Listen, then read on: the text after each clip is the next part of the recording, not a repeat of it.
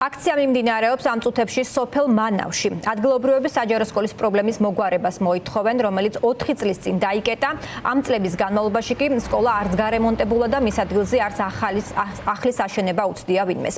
ამის გამო სოფელ მანავის ბავშვები 15 კილომეტრის მოშორებით დადიან.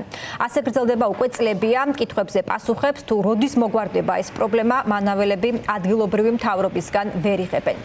ჟურნალისტი დავით ჭაბაშვილი შემოუერთდება ახლა ფორმულას ეთერს, რომელიც ადგილობრივების პრობლემას კარგად იცნობს, ის ესაუბრა აქციის მონაწილეებს და მათი მოთხოვნების შესახებ მოგვიყვება.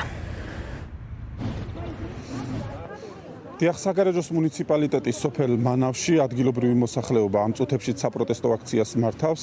ადგილობრივები ჩვენთან საუბარში ამბობენ, რომ ისინი უკვე 4 წელია აპროტესტებენ სკოლის დაკეტვას, რადგან ამბობენ, რომ მათი შვილები მათი სოფლიდან დაახლოებით 12-15 კილომეტრის დაშორებით დადიან ქალაქ საგარეჯოს სკოლაში და ეს არის მათთვის ძალიან ძიმე ტვირთი. ჩვენთან ამბობენ, რომ მუნიციპალიტეტი მათ დაჰპირდათ, რომ აჩვენებდათ ექსპერტიზის დასკვნას, სამხარაულის ექსპერტიზის დასკვნას, თუმცა ისინი ამ დრომდე ელოდებიან მას.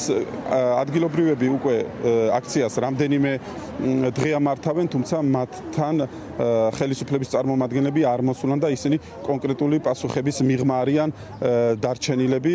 ადგილობრივები ასევე ამბობენ იმასაც, რომ აქციებს გააგრძელებენ მანამ სანამ ეს სკოლა არ გაიხსნება. ჩვენი შვილები დადიან რაიონში, საგარეჯოს მეოთხე სკოლაში არიან შეკედლებულები, სადაც გვაქვს გაუსაძლისი პირობები. ის სკოლა არის უფრო მეტად დაზიანებული, ვიდრე ჩვენი სკოლის შენობა, რომელსაც არ გვიხსნიან. ვითხოვთ იმას, რომ სასწრაფოდ დაუყოვნებლივ ჩატარდეს ტენდერი, ან მოვიდეს ექსპერტიზა, ნახევარი ფლიგელი შემოწმდეს, რომელიც შედარებით არ იყო ავარიული. 4 წელია არ გვაქვს სკოლა, დავდივართ სხვა სკოლაში, რაიონში. ხდება ბავშვების ტრანსპორტირება, რომელიც არის ძალიან რთული, ძალიან უჭირს ბავშვებს მგზავრობა. სკოლა დაკეტილია, იმიტომ რომ ექვემდებარებოდა რეაბილიტაციას. იანვარშიც გამოვიდნენ მშობლები და მოითხოვეს დროულად მომხდარიყო რეაგირება. მაშინ მიიღეს დაპირება, რომ უკვე თებერვალში ტენდერზე უნდა გაეტანათ სკოლა, თუმცა აი ამ დრომდე რეაგირებას არ მომხდარა და მშობლების პროტესტი გრძელდება. რთულია ინფორმაცია მიიღო, იმიტომ რომ თავიდან თითქოს ამორტიზებული იყო სკოლა და აღარ ექვემდებარებოდა რემონტს.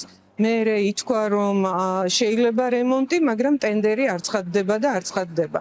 კიდევ ვიმეორებ, ასეულობით ესეთი მაგალითია საქართველოს სხვადასხვა ადგილებში, ზოგი ეწირება უპასუხისმგებლობას, ზოგი ეწირება კორუფციულ ინტერესებს, ან ორივეს ერთად.